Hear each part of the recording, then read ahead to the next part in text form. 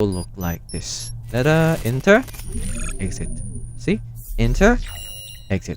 It's that simple. I hope this video helped you, and I'll see you in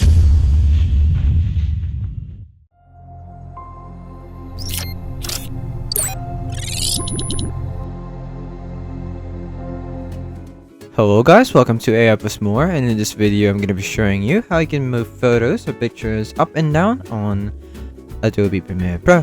So if you are looking on your screen right now at this video, it might look like, hey, Adobe Premiere Pro looks kind of complicated, isn't it? Doesn't it? You know, but honestly it's not. So like when you're editing on Adobe Premiere Pro, you just have to focus on some aspects of it, especially like if you're just doing basic editing. Because like most of it is just found here on effect controls. So if you look right now, it's currently empty. It just says that there is no clip selected. But first let's add a photo. So let's say this is a video that we're editing. We're editing a kind of like anime video, and we want a photo to move in front of our video. So let's say that this is some sort of video essay. Like I have added my voice through here. For example, let's pretend that I have added a voice of me talking about another anime, which is this one, Grimgar, Ashes and Illusions. And I want this to be, what do you call this, emphasized on front of the screen. So right now, it looks like the focus is on the big picture here, which is this clip here on V1. As you can see that the clips here are divided V1, V2, V3, and below it is another threshold for the audios. So we want to focus on here first. Let's say we want now the attention to be placed upon the Grimgar picture over here. So what I can do is when you click on a clip, you can see that you will find the motion such as position, scale, rotation, anchor point, and anti-flicker filter, and opacity over here. So I want to focus on opacity. Now listen closely. Everything that I'm going to be showing you here will be vital to what you will be learning later when it comes to how pictures move. So how you want photos to move will focus on this one here. You can see that there's something called toggle animation, and on the left, on the other sides like positions and scales, there is also toggle animation. The only difference is that when you click on the toggle animation and when you start to actually start the animation, you can see that there is now something called a keyframe. And once you start moving the opacity of this one, it will add a keyframe, as you can see, like that. And if you try to change the opacity here, it will add another keyframe. You can see that there will be a difference. When you play the video, you can see that it might go slightly darker and then brighter a bit. It won't be that visible right now, but what I'm gonna do now is I'm just gonna click on add a keyframe so that the video knows that this is the part of the video where we want to start the opacity to start going down, so that we can put the focus on the photo in front of here. So I'm gonna lower the keyframe now, and as you can see, there will be a visible change in focus, or like the opacity. And if we go back here, it's still a bit bright, and the more the clip or the frames move closer to this next keyframe, it will start getting darker, and it will look like this. And as you can see, the photo now in front of us will be given focus, and now we want this to move, right? So again, like I told you, the animations here, the toggle animation will be important. Let's say we want this to start from like that and then maximize, right? From minimize to maximize. So what we can do is we can start first on the minimize like that, so it's 0, but we know that it exists because it's on the timeline in front of us.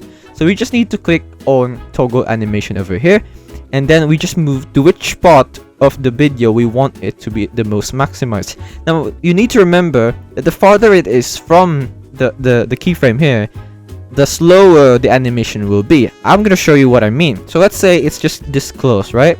Let's change this now to somewhere like 80. And you might be wondering how am I moving that? You can see that there is a left and right when you hover your cursor, right? When you click and hold on it, when you move your cursor to the left, your mouse, it will put it down. If you move it to the right, it will put it up. It's similar to the position above here. Now this is the important part. We want to move it up. This is the y-axis, which means this will move it up or down.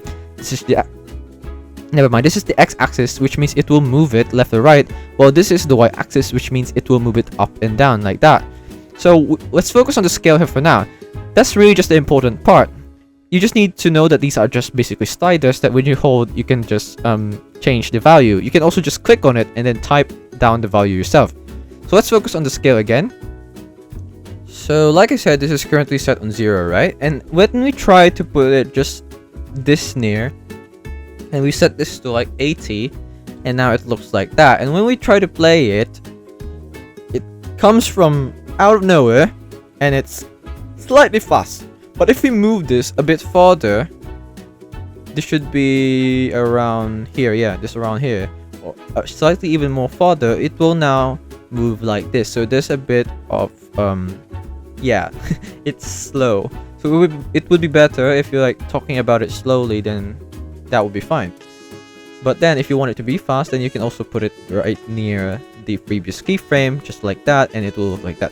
If you want it to look more solid, you can just right click on this, both of them, choose the two of them and go to continuous bezier over here and play the video, and it will look like that. It looks like this. You can notice that there's like a smooth ending, right? Like it slows down the moment it reaches its maximum size, or like the maximum selected size. When you go back to just normal earlier, like linear, it will just look like that, kind of rough, right? But with continuous bezier, it will look like it slows down. It's the same thing. If you click here and go to ease in, it will also look slightly similar.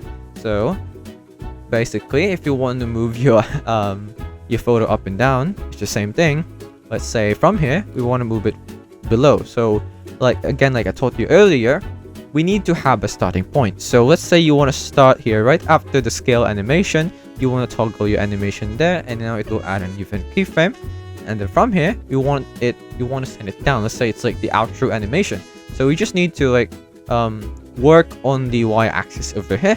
So you just send this down below like that, and then as you can see, you can also set this to continuous bezier if you want, and it will look like this. Enter, exit. See, enter, exit. I hope this video helped you, and I'll see you in the next one. Thanks for watching. Hello guys, once again this is Kim, and I would like to thank you all for watching this video, but don't forget to subscribe to the channel to get more free tutorials for your everyday needs. And come on, once again, let me tell you, it's free, okay? So if you change your mind, you can always unsubscribe later on, but I would suggest not to do that. Please, please, please, please.